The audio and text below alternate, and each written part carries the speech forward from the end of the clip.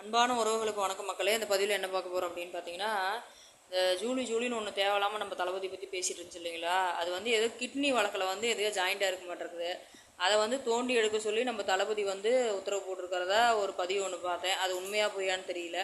அது உண்மையாக இருந்தாலும் பொய்யா இருந்தாலும் அவங்க வந்து எப்படிங்கிறது நமக்கு தெரியாது. ஆனால் வந்து இந்த தளபதியை பற்றி கொஞ்சம் அனாவசியமாக பேசங்காட்டி தான் நமக்கு வந்து கொஞ்சம் பிடிக்க மாட்டேங்குது. ஏன்னா வந்து பார்த்திங்கன்னா, ஒரு சாதாரண மக்களை வந்து ஒருத்தர் பேசிட்டாங்க அப்படின்னாவே நம்மளெல்லாம் சும்மா விட்றோமா, என்ன எப்படி என்னை பற்றி பேசலான்னு சொல்லி நம்ம கோவப்படுறோம். ஆனால் வந்து நம்ம தளபதி முன்னே வந்து அவர் நடிகராக இருந்தார். இன்றைக்கி வந்து பார்த்திங்க அப்படின்னா ஒரு பெரிய பொறுப்பில் உட்காந்துருக்காரு.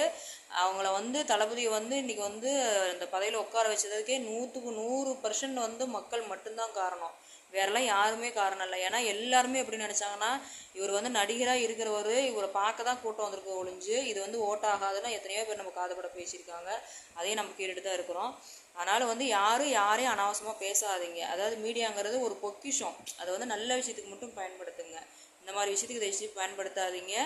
அப்புறம் பார்த்தீங்க அப்படின்னா, அவரோட பர்சனல் விஷயத்தில் 1000 விஷயம் நடக்குது. அதை நம்ம வந்து சொல்கிறதுக்கு ஒன்றுமே இல்லை. ஏன்னா வந்து அங்கே ஃபேமிலிக்குள்ளே என்ன நடக்குதுங்கிறது வந்து நம்ம சங்கீதா அன்றைக்கும் நம்ம விஜய் தளபதிக்கு மட்டும் தான் தெரியும். வரலாம் யாருக்குமே தெரியாது.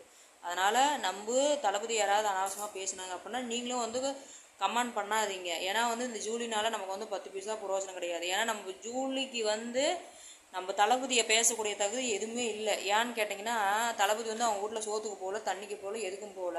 அவர் வந்து குடும்பம் வேண்டாம், எனக்கு வந்து உறவுகள் வேண்டாம், எனக்கு வந்து படம் வேண்டாம், சம்பாதியம் வேண்டாம், எதுவுமே வேண்டாம், எனக்கு மக்கள் இருந்தால் போதும். அவர் ஆசைப்பட்டார், அதுக்கு உண்டானதுக்கு தகுந்த மாதிரி அவர் வாழ்ந்துட்டுருக்காரு.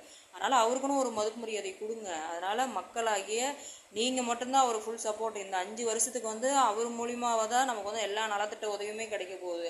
ஒரு சின்ன பிரச்சனைனா கூட நம்ம தளபதியோட ஆட்கள் ஒவ்வொரு ஊர்லேயுமே இருக்கிறாங்க. அவங்களுக்குன்னு ஒரு போஸ்டிங்கை கொடுத்து அவங்களுக்குன்னு ஒரு பொறுப்புகளை கொடுத்துருக்காங்க. யார் வந்து பார்த்தாலும் பார்க்கலனாலும் அவங்க வந்து 100% கண்டிப்பாக வந்து பார்ப்பாங்க. அதனால் நம்பி ஓட்டு போட்டீங்க. கடைசி வரைக்கும் இந்த நம்பிக்கை என்றைக்குமே கைவிட்டுறாதீங்க. இந்த தேவையில்லாமல் கமாண்டு போடுறவங்களா அப்படின்னா நீங்கள் ரீப்ளே பண்ணி செருப்படி கொடுங்க. ஏன்னா வந்து ஒரு வீடியோ போடுறதுக்கோசரம் அவங்க கொஞ்ச நேரத்தில் இந்த வீடியோ போட்டு போயிடுறாங்க. ஆனால் அதனால் வந்து அவரோட மனநிலை எந்தளவுக்கு பாதிக்குன்னு யோசிக்க மாட்டேங்கிறீங்க. அதுக்கு தகுந்த மாதிரி நீங்களும் கமெண்ட் போட்டு ரிப்ளை பண்ணுறீங்க. அவங்க பேசினா கூட நீங்கள் ஒரு கரெக்டான பதிலடி கொடுத்தீங்க அப்படின்னா அவங்க மறுபடியும் அந்த வீடியோவே போட மாட்டாங்க. அவரை பற்றி நல்ல கருத்துக்களை மட்டும் பதிவு பண்ணால் அதுக்கு வந்து சப்போர்ட் பண்ணுங்கள். இந்த மாதிரி பதிவுக்கெலாம் கண்டிப்பாக சப்போர்ட் பண்ணாதீங்க. ஏன்னா இந்த மாதிரி இன்னும் சில பேர் இருக்காங்க.